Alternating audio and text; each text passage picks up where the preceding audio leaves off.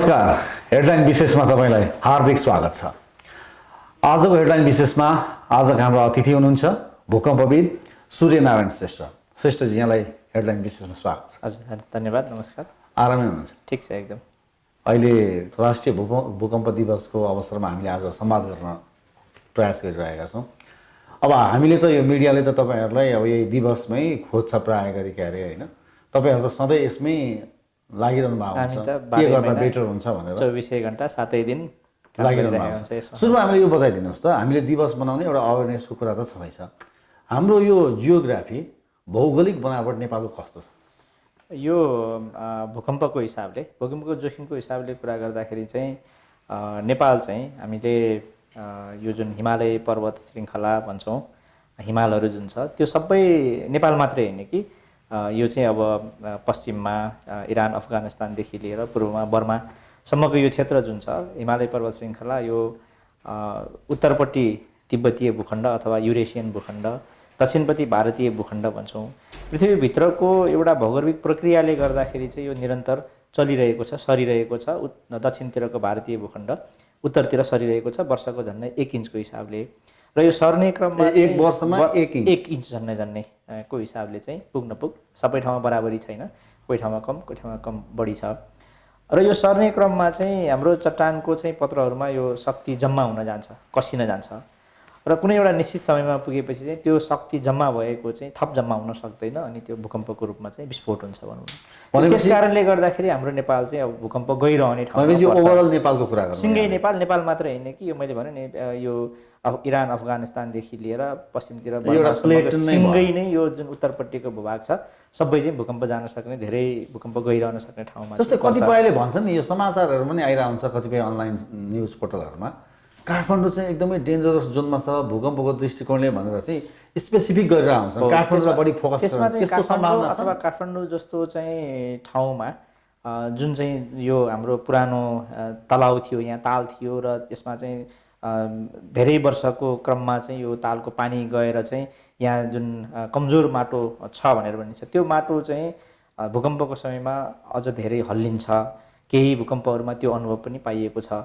एउटा विशेषतः झन् बढी हल्लिने एउटा, र अर्को चाहिँ काठमाडौँ जस्तो ठाउँमा चाहिँ हाम्रो जुन सहरीकरण छ, बस्ती छ, घरहरू छन्, घना बस्ती छ, यहाँको पूर्व तयारीको अवस्था छ, त्यसले गर्दाखेरि पनि काठमाडौँको जोखिम चाहिँ झन् बढी छ भनेर भनिएको हो। भनेपछि जोखिम चाहिँ छ, जोखिम तुलनात्मक रूपमा बढी छ। अनि अर्को पनि प्रसङ्ग जोडिन्छ, एउटा जोखिमको कुरा त भइ नै हाल्यो, तर यदि साँच्चै विनाशकारी ठुलो भूकम्प आयो र यहाँ चाहिँ धेरै किसिमका चाहिँ क्षतिहरू भयो भनेदेखि उद्धार गर्न पनि गाह्रो छ भन्छन्, हो त्यस्तो?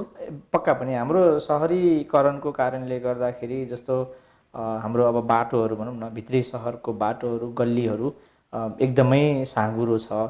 यो पुरानो बस्तीमा मात्र हैन कि नयाँ विकास भएको बस्तीहरूमा पनि बाटोहरू, गल्लीहरू चाहिँ साँघुरो बनेका छन्, र त्यो कारणले चाहिँ पहिलो चाहिँ उद्धार गर्न जाने जस्तो एम्बुलेन्स भनौँ अथवा चाहिँ उद्धारकर्मीहरूको सवारी साधनहरू भनौँ, त्यो भित्र जान पनि कठिन, नम्बर 1।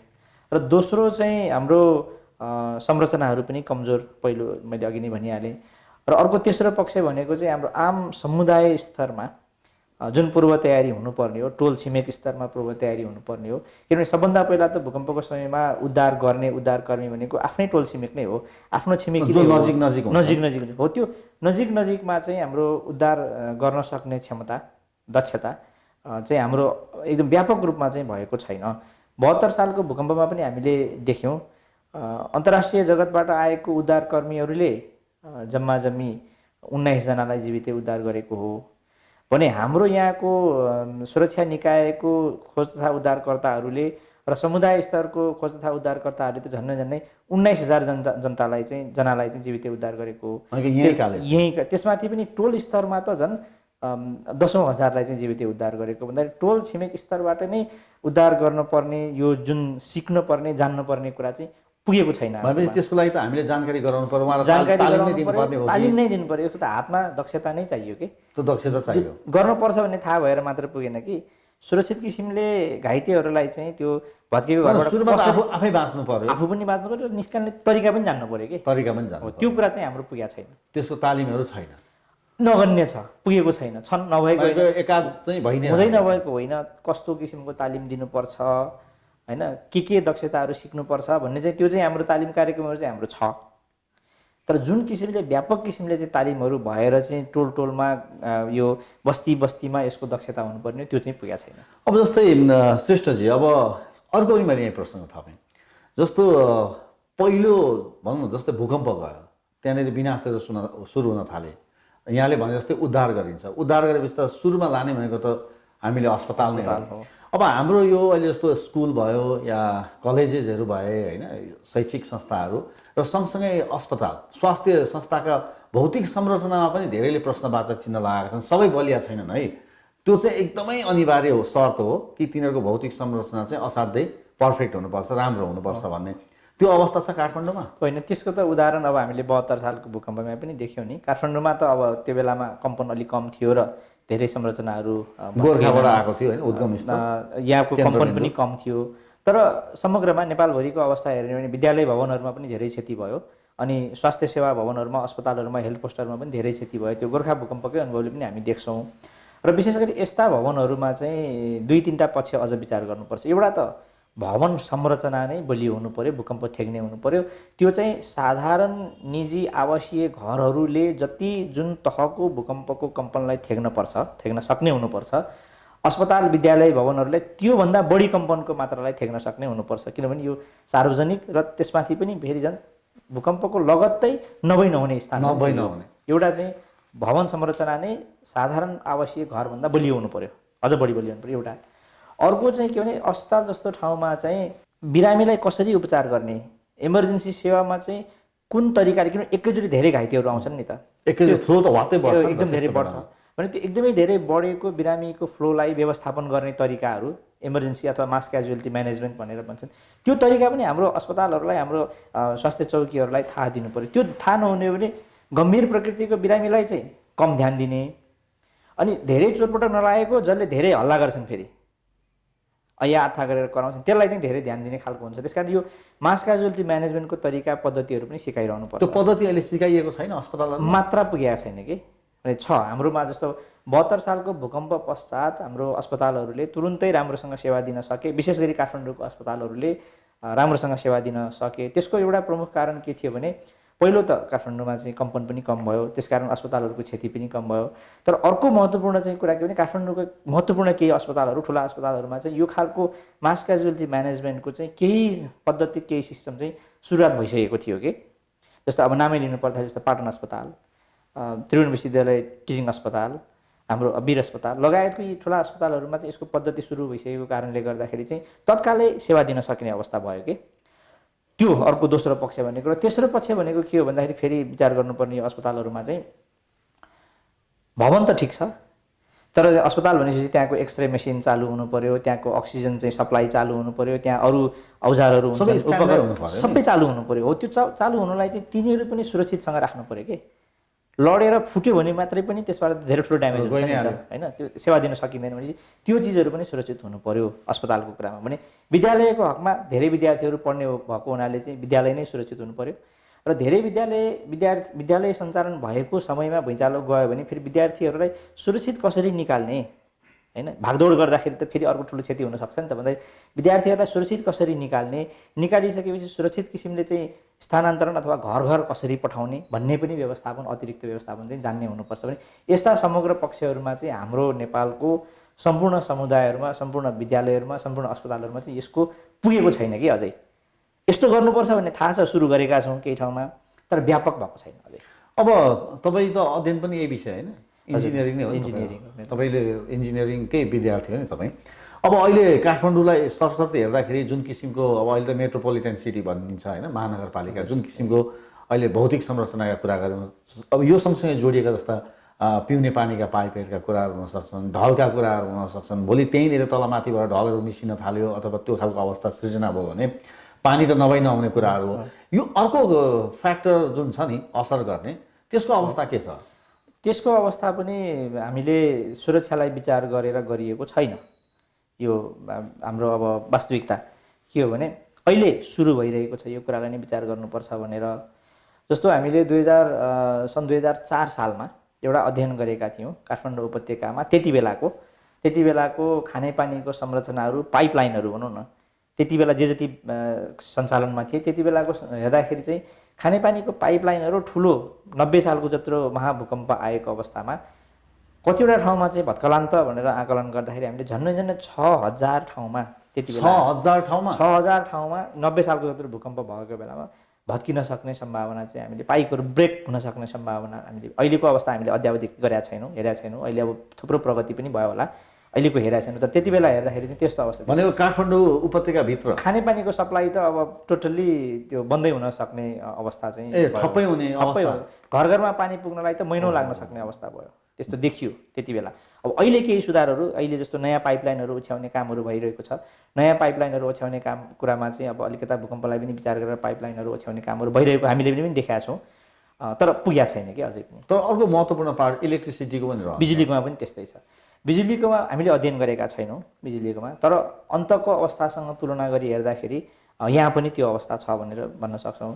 र हामीले 2005 साल सन् 2005 सालमा कश्मीर पाकिस्तानमा गएको भुइँचालोमा देख्यौँ एउटै सहरमा भए जतिका सबै त्यो पोलमा राखिएको ट्रान्सफर्मर, त्यो ट्रान्सफर्मरहरू भए जतिको सबै ट्रान्सफर्मरहरू या त खसे या त त्यो ट्रान्सफर्मरहरू हल्लिएर चलेर त्यसले चाहिँ सप्लाई दिन सक्ने अवस्था भएन। ठप्प भयो बिजुली। अनि बिजुलीको पोलहरू लडेर त्यसले सप्लाई दिन सक्ने अवस्था भएन भने, अनि त्यसपछि सब स्टेसनहरू अर्को महत्त्वपूर्ण ठाउँ, त्यसले सेवा दिन सक्ने अवस्था रहेन भने हाम्रो पनि त्योभन्दा भिन्न अवस्था छैन। खालि मैले पनि अहिले पनि भन्न खोजेको थिएँ, अहिले आजभोलि डेभलप हुँदै गरेको चिजहरूमा चाहिँ केही कुरा विचार गरेर अलिकता सुधार भएको छ, तर हामीसँग पहिलादेखि नै विकास भएर आएका संरचनाहरूमा त्यो कुरा विचार गरिएको छ। भनेपछि हामीले त ड्रास्टिक चेन्ज गर्नुपर्ने रहेछ, व्यापक रूपमा परिवर्तन गर्नुपर्छ। हाम्रो संरचनाहरूमा चाहिँ भूकम्पलाई र अन्य विपदलाई समेत विचार गरेर व्यापक परिवर्तन गर्नुपर्ने, व्यापक सुधार गर्नुपर्ने, सुरक्षित गर्नुपर्ने आवश्यकता चाहिँ छ। जस्तो काठमाडौँ उपत्यकाकै हामीले प्रसङ्गमा जोड्दाखेरिमा काठमाडौँ उपत्यकामा आउने त केही हाइवेहरू छन् होइन, तिनीहरू पनि त्यति सुरक्षित मानिएका छैनन्।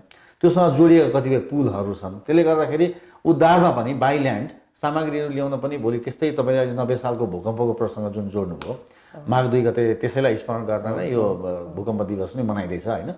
असाध्यै गाह्रो अवस्था हुनसक्छ पनि भन्छन्। होइन, हामीले हेरौँ न, अहिले सामान्य अवस्थामै पनि एउटा पहिरोले हाम्रो चाहिँ मुख्य राजमार्ग, जस्तो अब काठमाडौँ आउने मुख्य राजमार्ग, पृथ्वी राजमार्ग भनौँ न, एउटा पहिरोले भत्काइदिँदाखेरि बाटो अवरुद्ध हुँदा कैयौँ दिनसम्म बाटो अवरुद्ध हुनु पर्यो र काठमाडौँमा सप्लाई राम्रोसँग आउन सक्ने अवस्था हुँदैन नि त। एउटा पहिरोले हुँदैन नि त अहिले पनि होइन।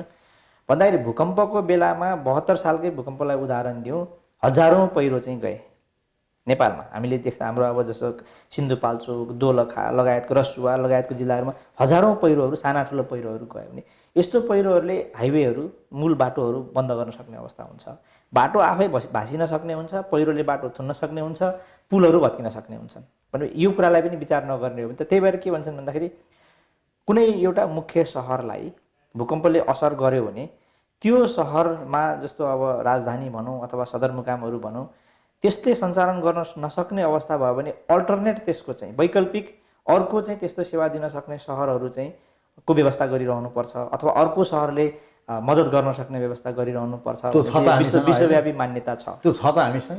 हामीले विचार गरेका छैनौँ नि त, विचार गरेका छैनौँ हामीले अहिलेसम्म त त्यो विकल्प छैन। अब भनेपछि आजकै दिनबाट हामीले यो व्यापक परिवर्तनमा लाग्यो भने गर्नै पर्छ। समय त लिन्छ होला नि, समय लिन्छ, तर सुरुवात नगरिकन त हुँदैन नि त। सुरुवात त गर्नै पर्यो नि, कहिले न कहिले कुनै न कुनै बेलामा त सुरुवात गर्नै पर्छ। हाम्रो अवस्था यो छ। अब अर्को पनि यहाँ उत्सुकताका कुराहरू, जस्तो हामीले कतिपय त्यो हेरेर हुन्छौँ, त्यो न्युजहरू हेर्दाखेरिमा चाहिँ विज्ञहरूले भनिरहेको हुन्छन् हुन त भूकम्प प्रेडिक्सन गर्न सकिँदैन भन्ने कुरा पनि आउँछ। तर कतिपयले कस्तो खालको प्रेडिक्सन गर्छन् भने 90 सालको जस्तो भूकम्प नेपालमा आउन 100 वर्ष लाग्छ, 45 सालको अथवा 72 सालको भूकम्प जस्तो भूकम्प 50 वर्षमा आउँछ भन्ने यो खालको प्रेडिक्सनहरू चाहिँ अथवा त्यो खालको मूल्याङ्कन गरिएका, भविष्यवाणी गरिएका समाचारहरू आइरहेका हुन्छन्। यस्ता कुरामा सत्यता कतिको हुन्छ? यसो छ, यो भूकम्पको भविष्यवाणीको सन्दर्भमा कुरा गर्दाखेरि अहिलेसम्म पनि विज्ञानले चाहिँ भूकम्पलाई ठ्याक्कै फलानु दिनमा, यो तिथि मितिमा, यो बारमा, यति समयमा, यो टाइममा र फलानु ठाउँमा होइन, यो ठाउँमा यत्रो स्केलको भुइँचालो जान सक्छ भनेर प्रेडिक्सन गर्न सक्ने अहिलेसम्म विज्ञानले उपलब्धि त्यो हासिल गरेका छैन, बनेकै छैन, त्यो छैन, त्यो सम्भव छैन। तर हाम्रो इतिहासको अध्ययनले, इतिहासमा त ठुल्ठुलो भुइँचालोहरू गएको छ नि त, र हाम्रो भूगर्भको अध्ययनले, जियोलोजीको अध्ययनले, सेस्मोलोजी भन्छन्, त्यसको अध्ययनले चाहिँ फेरि पहिला कति कति वर्षमा दोहोरिने गरेको रहेछ भूकम्प, त्यो त अध्ययन गर्न सकिया छ। भन्दाखेरि यो के भने मोटामोटी यति वर्षमा चाहिँ यस्तो खालको भूकम्पहरू दोहोरिने गरेको देखिन्छ भन्ने चाहिँ त्यो आकलन चाहिँ गर्न सक्ने फेरि छ। र त्यसै कारणले भनेको के भन्दाखेरि अघि तपाईँले भन्नुभएको ठ्याक्कै ठिक साँचो हो, त्यो ठ्याक्कै 100 वर्षमा ठ्याक्कै पुग्यो अब भुइँचालो जान्छ भन्ने चाहिँ होइन, 50 वर्ष पुग्यो त्यसकारण अब चाहिँ मध्यम स्तरको भुइँचालो जान्छ भन्ने चाहिँ होइन। तर मोटामोटी चाहिँ त्यो दोहोरिने गरेको इतिहास देखिन्छ। त्यस कारणले केही वर्ष तल केही वर्ष माथि त्यस्ता ढिलो पनि हुन सक्ने, ढिलो पनि हुनसक्छ, केही चाँडै पनि हुनसक्छ, त्यस्ता भूकम्पहरू जान सक्ने सम्भावना चाहिँ त एकदमै रहन्छ। त्यस कारणले के भनिएको भन्दाखेरि नेपाल जस्तो ठाउँमा भूकम्पको लागि सधैँ तयारी गर्नुपर्छ, भूकम्पको लागि सधैँ हामीले चाहिँ बलियो संरचना निर्माण गर्नुपर्छ र पूर्व तयार गर्नुपर्छ भनेर भनेको कारण चाहिँ त्यसो हो। अब तपाईँलाई के लाग्छ, तपाईँ त यही विषयको इन्जिनियर पनि हो तपाईँ होइन, यदि त्यो नहोस् पशुपतिनाथको कृपाले अब 100 वर्षमा चाहिँ 90 सालको जस्तो भूकम्प आउने सम्भावना रहन्छ यदि हामीले हिस्ट्रीलाई हेऱ्यौँ भने भन्ने प्रसङ्ग जोड्दा, यदि त्यही लेभलको चाहिँ आजको जुन भौतिक संरचना अथवा जुन किसिमले हाम्रो वासस्थानहरू जसरी हामी स्थापित छौँ अथवा बसोबास गरिरहेका छौँ, यो अवस्थामा 90 सालको जत्रो भूकम्प यदि आउने हो भने के हुन्छ अवस्था काठमाडौँ? होइन, हामीले त यो सन् 2000तिर नै आजभन्दा झन्डै 20 वर्ष अगाडि नै यो खालको आकलन हाम्रो भूकम्प प्रविधि राष्ट्रिय समाज नेपालले विभिन्न यो विद्वत संस्थाहरूसँग मिलेर आकलन गरेका थियौँ। र त्यो आकलन अनुसार चाहिँ 90 सालको जस्तो भूकम्प दोहोरियो र काठमाडौँलाई त्यसले कम्पन गर्यो भने लाखौँ मान्छे काठमाडौँमा त्यो निधन हुन सक्छ। अनि त्यसपछि झन्नै 50% जस्तो यहाँको घरहरू चाहिँ निकै नराम्ररी 50% जस्तो घरहरू निकै नराम्ररी चाहिँ क्षति हुन सक्छ, बस्न नै नहुन हुनसक्छ भनेर त हामीले त्यति बेलै आकलन गरेका थियौँ। अब संयोगले राम्रो 72 सालको भूकम्पमा त्यो लेभलको त्यो स्तरको कम्पन भएन, त्यस कारणले उपत्यकामा धेरै क्षति हुनु परेन। तर हामीले हेरौँ न 72 सालकै भूकम्प पश्चातको अहिले पुनर्निर्माणमा 8 लाखभन्दा बढी घरहरू त पुनर्निर्माण गर्नु पर्यो नि त। 8 लाख घरहरू भनेको त धेरै ठुलो सङ्ख्या हो नि त। हाम्रो समग्रतामा हिसाब गर्ने हो भने त झन्नै हाम्रो अब यो ग्रामीण इलाकाहरूमा भएको त 50% के कोही ठाउँमा त सम्पूर्ण घरहरू भत्केका छन् नि त होइन। संयोगले शनिबारको दिन पर्यो, मध्याहको समय पर्यो, निधन धेरै हुनु परेन, त्यो राम्रो कुरा भयो। तर त्यही चिज रातिको समयमा भूकम्प गएको भए त फेरि भत्केको घरहरूको सङ्ख्यालाई हेर्ने हो भने त लाखौँको चाहिँ निधन हुन सक्ने सम्भावना त्यति बेलै पनि थियो। त्यसकारण यो काठमाडौँको चाहिँ यो भनेको अस्तव्यस्तै हुने सम्भावना छ। होइन, 90 सालमा भएको थियो र अन्य सहरहरूको पनि हेरौँ न, काठमाडौँ जस्तै विकास भएको अन्य सहरहरू हेरौँ, जस्तो मुजफ्फराबादलाई हेरौँ, पाकिस्तानको धेरै ठुलो क्षति भयो त्यहाँ होइन। काठमाडौँमा पनि हुन सक्ने सम्भावना चाहिँ त्यो उत्तिकै छ। काठमाडौँ मात्र होइन, अन्य सहरहरू पनि। र त्यस्तै गरी ठुलो क्षतिको सम्भावना त ग्रामीण भेगहरूमा पनि छ के। छरिएर रहेको गाउँहरूमा हाम्रो भूकम्पलाई विचार नगरिएको संरचनाहरू घरहरू धेरै भएको हुनाले त्यहाँ पनि ठुलो सम्भावना छ। समग्रतामा हेर्ने हो भने सबै ठाउँको चाहिँ जोड्ने हो भने ठुलो क्षति त्यहाँ पनि हुन्छ, जस्तो 72 सालको भुइँचालोमा भयो त्यो स्थिति आउँछ। हजुर। अब जस्तै भनौँ न अहिले जुन 72 सालकै हामीले भूकम्पको क्षतिको कुरा गर्दाखेरि, जस्तो भूकम्प आइरहने देश भनेको जस्तो जापानकै एउटा उदाहरण लियौँ, चिलीमा पनि निकै ठुलो भूकम्प आएको थियो अरे। विनोद चौधरी आफ्नो बुकमै पनि लेख्नु भएको थियो, त्यस बेला म त्यहीँ पढेको थिएँ भनेर आफ्नो त्यो अनुभव पनि उहाँले सेयर गर्नुभएको थियो। अब ती देशहरूमा हाम्रो मुलुकमा भन्दा धेरै भूकम्प पनि आउने, ठुला भूकम्प पनि आउने, तर उनीहरूसँग आर्थिक रूपमा उनीहरू सम्पन्नता भएर हो कि होइन, उनीहरू हामीभन्दा धनी भएर हो कि त्यहाँको क्षति चाहिँ जनधनको दुइटै क्षति चाहिँ एकदमै न्यून हुने, ठुल्ठुला भूकम्प आउँदा पनि। तर हामी कहाँ त्यसको क्षतिको तुलना गर्दा धेरै गुणा बढी क्षति यहाँ आउने। र अहिले पनि तपाईँले भन्नुभयो 90 सालको जस्तो भूकम्प आयो भने त अस्तव्यस्तै हुन्छ, लाखौँ मान्छेको ज्यान जान सक्छ भन्नुभयो। भनेपछि त्यो चाहिँ किन हामीसँग आर्थिक अवस्था कमजोर भएर हो कि विवेक कम भएको हो कि आखिर के हो भन्नुहोस् त? यसमा कस्तो लाग्छ भन्दाखेरि मलाई चाहिँ हामीले आर्थिक अवस्था कमजोर भएको ठाउँमा झन् यस्तो विपद र भूकम्पहरूको झन् धेरै बढ्ता विचार गर्नुपर्ने हुन्छ। अलिकता थोरै अतिरिक्त खर्च अथवा बढी खर्च गऱ्यौँ भने हामीले बलियो संरचना प्राप्त गर्न सक्छौँ। अलिकता लापरवाही गऱ्यौँ भने हाम्रो संरचना कमजोर बन्छ। र एउटा कमजोर संरचना बनाउँदाखेरि वर्षै पछि भइरहने भूकम्प भन्दा पनि अन्य विपदहरूले गर्दाखेरि नै हाम्रो संरचनाहरू वर्षै पछि भत्किन्छन्। तर अलिकता विचार पुर्याइदियो भए त्यो बसै पछि भत्किने फेरि बनाउनु पर्ने, फेरि भत्किने बनाउनु पर्दैन थियो। त्यस कारणले विपदलाई र भूकम्पलाई अलिकता विचार गरेर संरचना बनाउने हो भने हामी बरु छिटो सम्पन्न हुन सक्छौँ। र हामी सम्पन्न हुन नसकेको र अलिकता विकास नहुन सकेको कारण चाहिँ बरु भूकम्पबाट अतिरिक्त खर्च गर्न परेर सम्पन्न नहुने होइन कि अतिरिक्त खर्च गर्दाखेरि बरु सम्पन्न हुन सक्थ्यौँ जस्तो लाग्छ। यी मुलुकहरूले चिलेको उदाहरण दिनुभयो, जापानको उदाहरण दिनुभयो, यहाँ चाहिँ भवन निर्माण संहिताको पालनामा एकदमै कडाइ छ। कडाइ छ, एकदमै कडाइ छ। त्यस्तै गरी अरू संरचनाहरूको निर्माणमा पनि एकदमै कडाइ छ। त्यस कारणले गर्दाखेरि त्यहाँ ठुलो भूकम्प जाँदाखेरि पनि संरचनाहरू हल्लिन्छन् तर धेरै भत्किँदैनन्। मान्छेहरूले भूकम्प महसुस गर्छन् तर हताहती अथवा चाहिँ घाइते अथवा मृत्यु हुने धेरै हुँदैन। 1 वर्ष अगाडि हेटीमा ठुलो भुइँचालो गयो, लाखौँको ज्यान गयो। त्योभन्दा 1 महिना अगाडि, त्योभन्दा 1 महिना पछाडि चिलेमा ठुलो भुइँचालो गयो, त्यहाँ चाहिँ फेरि त्योभन्दा ठुलो भुइँचालो जाँदाखेरि धेरै कम मान्छेहरू मात्रै मृत्यु हुनु पर्यो र धेरै कम घरहरू क्षति हुनु पुग्यो। भन्दाखेरि यो विचार गर्ने हो भने गरिब हुने, धेरै खर्च भएर गरिब हुने होइन कि विचार गर्दाखेरि बरु चाहिँ सम्पन्नता चाहिँ हुँदो रहेछ भन्ने जस्तो देखिन्छ यो मुलुकहरूको उदाहरण हेर्ने हो भने चाहिँ। अब श्रेष्ठजी, पहिला हामी पनि सानो हुँदाखेरि बाल्यकालमा पनि मलाई अझै पनि स्मरण छ, भूकम्प आयो भने खाटामुनि लुक्नु भन्ने एउटा गाउँघरतिर चलन थियो। अब के त्यो खाटामुनि लुक्दा सेभ हुन्छ कि कतिपय अहिले पनि दिमागमा छ क्या गाउँघरमा, भूकम्प आएपछि चाहिँ कता छ खाटामुनि लुक्ने ठाउँ, त्यो चाहिँ मुनितिर जाने र सेभ हुने। यसमा यस्तो छ के भन्छ भने यो सेभ गर्छ मान्छेलाई। परम्परागत रूपमा पनि हाम्रो चलनचल्तीमा यस्ता भनाइहरू छन्। विभिन्न ठाउँमा विभिन्न भनाइहरू छ। जस्तो अब कोही ठाउँमा चाहिँ भूकम्प आएको समयमा चाहिँ घरको मूल थाम समातेर बस्नु भन्ने छ। कोही ठाउँमा चाहिँ भकारीको अन्न अर्को के भन्छ भाँडामा सार्नु भन्ने छ। कोही ठाउँमा चाहिँ बुढी औँलाले भुइँ थिचेर बस्नु भन्ने छ। यस्ता विभिन्न परम्परागत ज्ञानको कुराहरू छन्। र आधुनिक अथवा अन्य मुलुकहरूमा भएको ज्ञानको हिसाबले पनि के भन्छन् भने भूकम्पको आएको समयमा भागदौड गर्न सकिन्न, धेरै भूकम्प महसुस गरेर धेरै टाढा चाहिँ हामी जान सक्दैनौँ त्यही समयमा। त्यस कारणले गर्दाखेरि चाहिँ जुन स्थानमा छ त्यही ठाउँको भएको सुरक्षित स्थानमा चाहिँ आफ्नो टाउकोलाई शरीरलाई जोगाउने गरेर एकदम निहुरेर सानो शरीर बनाएर घुँडाटेकी गुडुल्की ओत लागि समात भनेर नेपालीमा हामीले उल्था गरेका छौँ। गुडुल्की ओत लागेर समात भनेर यसलाई निहुरेर टाउकोलाई जोगाउने।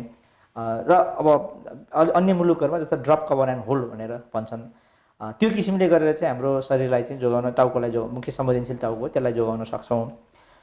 यदि घरको एकदम मुख्य ढोकाको दैलोको छेउमा नै छौँ भूकम्पको समयमा बाहिर जान सकिन्छ भने बाहिर गएर सुरक्षित हुन सक्छौँ। तर घरको भित्री कोठाहरूमा छौँ, माथिल्लो तलाहरूमा छौँ भने तत्काल भागेर जान सक्ने सम्भावना हुँदैन। त्यसकारण जहाँ छौँ त्यहीँनिर सुरक्षित हुने भनेर भनिएको हो। र भूकम्प पश्चात अनि सुरक्षित किसिमले आफ्नो टाउकोलाई जोगाउँदै बाहिर निस्किने हो ठुलो भूकम्पको समयमा। र हामीले तथ्याङ्कै लियौँ 72 सालको भूकम्पमा समेत चाहिँ कहाँ कस्तो किसिमले मान्छेहरू घाइते भएको रहेछन्, यो निधन भएको रहेछ भनेर हेर्दाखेरि भागदौड गर्दाखेरि धेरै घाइते भएको देखियो। भागदौड गर्दाखेरि मृत्युसम्म भएको पनि देखियो। तथ्याङ्कको हिसाबले कुरा गर्दैछु मैले। र बरु कोठाभित्रै सुरक्षित किसिमले बसेको व्यक्तिहरूको बरु कम घाइते भएको तथ्याङ्क हामीले 72 सालको भूकम्पमा पनि पायौँ। हुन त केही केसहरू चाहिँ त्यति बेला चाहिँ जस्तो अब बाहिर भएको बच्चाहरू पनि घरभित्र गएर खाटमुनि जान खोज्दाखेरि अथवा कुनै फर्निचर मुनि जान खोज्दाखेरि चाहिँ घाइते भयो भन्ने पनि पढ्यौँ हामीले, सुन्यौँ हामीले। त्यो पनि तथ्य हो। एकाध केसहरू त्यस्तो पनि देखियो। तर समग्रतामा सबै ठाउँको तथ्याङ्क हेर्दाखेरि चाहिँ नेपालकै केसमा पनि 72 सालकै भूकम्पको केसमा पनि हामीले धेरै व्यक्तिहरू चाहिँ भागदौड गर्दाखेरि नै घाइते भएको हामीले देख्यौँ। हेर्नुहोस्, त्यसकारण यो अहिले पनि त्यस पछाडि तुरुन्त चाहिँ के भनाइ भयो भन्दाखेरि यो फर्निचर मुनि लुक्ने, यो चाहिँ ड्रप कभर एन्ड होल्ड गर्ने अथवा घुँडाटेकी गुडुल्की ओत लागेर समात्ने चाहिँ ठिक होइन रहेछ भन्ने पनि चल्यो केही समय, त्यो एकाध केसहरूले गर्दाखेरि। तर तथ्याङ्कैबाट हेर्दाखेरि चाहिँ त्यस्तो देखिँदैन। अहिले पनि त्यो सुरक्षाको उपाय चाहिँ अहिले पनि वैज्ञानिक नै छ त्यो। अब यो कौशी कतिको सेफ छ? कौशीमा जाँदा पनि धेरै सेफ हुन्छ भन्ने पनि आयो कुराहरू, यो सेफ हुन्छ नि? होइन, भित्री घरको चाहिँ कि बाहिर निस्किनु पर्यो कि चाहिँ भित्री गाह्रोहरूको छेउमा बस्नु पर्यो। बाहिरी गाह्रोहरू, बाहिरी स्थानहरू, यस्ता ठाउँहरू चाहिँ सुरक्षित हुँदैनन्। भित्रपट्टिको भागहरू, घरको भित्रपट्टिको भित्री पर्खालहरू चाहिँ सुरक्षित हुन्छन्, भर्याङहरू सुरक्षित हुँदैनन् भन्ने भनाइ छ। स्वाभाविक रूपमा कौशी चाहिँ जोखिमयुक्त ठाउँमा पर्छ। भनेको कौशी जोखिमयुक्त ठाउँमा पर्छ भनेको अझ बढी जोखिम भनेपछि यो पनि यो भ्रम नै हो। अब यहाँले अहिले जसरी कुराहरू भनिरहनु भएको छ, अघि पनि मैले सुरुमै प्रसङ्ग जोडेको थिएँ, हामीले त खालि वर्षमा एक भूकम्प दिवस भन्यो अनि त्यहाँबाट कुराकानी गर्छौँ। अनि तपाईँहरू चाहिँ वर्षभरि नै यसमा लागि नै रहनु भएको छ? हामीहरू त वर्षभरि नै काम गरिरहेका छौँ र हामीहरू सबैलाई चाहिँ के आह्वान गर्छौँ भने यो विषय भनेको चाहिँ जुनसुकै बेलामा पनि भुइँचालो जान सक्ने भएको हुनाले वर्षैभरि चर्चा परिचर्चा गर्ने, वर्षैभरि पूर्व तयारीको काम गर्ने, जानकारी दिइरहने काम गर्नुपर्छ। र अहिले अब यो विषयमा राम्रो किसिमले काम पनि भइरहेको छ। आम सञ्चारको माध्यमहरूले पनि यसलाई अब पर्याप्त रूपमा चाहिँ महत्त्व दिएर प्रचार प्रसार गर्ने भइरहेको छ। हाम्रो नगरपालिका गाउँपालिकाहरूले पनि यसलाई महत्त्व दिएर सुरक्षित निर्माणलाई प्रवर्धन गर्नलाई भवन निर्माण संहिताको कार्यान्वयन प्रभावकारी किसिमले राम्रो किसिमले भइरहेको छ। अहिले सुधारात्मक छ। पहिला हामी मात्रै कराउँथ्यौँ, हामी मात्रै भन्थ्यौँ भने अहिले यो हाम्रो यस्तो किसिमले यो कुरामा यो अभियानमा लाग्नेहरूको समूह चाहिँ बढेको छ अहिले। अनि त्यो भौतिक संरचना निर्माण गर्नेहरूले भन्नु नआएको छ त्यो भूकम्पबाट चाहिँ सेफ हुनुपर्छ भने के गर्नुपर्छ इन्जिनियर साहब भनेर भन्नु भूकम्पबाट पनि र अरू अन्य विपदहरूबाट पनि सुरक्षित बनाउनु अहिले भन्ने बढ्या छ एकदमै धेरै। त्यो निर्माण गर्ने निर्माणकर्ताहरू पनि यो कुरा भन्न थालेछन् हो। भनेपछि यो चाहिँ एउटा सकारात्मक सुरुवात एकदमै एकदमै हो। सूर्यनारायण श्रेष्ठजी हाम्रो स्टुडियोमा आइदिनु भयो हेडलाइन विशेषमा र आफ्ना केही कुराहरू हाम्रा दर्शकलाई बताइदिनु भयो। यहाँलाई धेरै धेरै धन्यवाद। नमस्ते।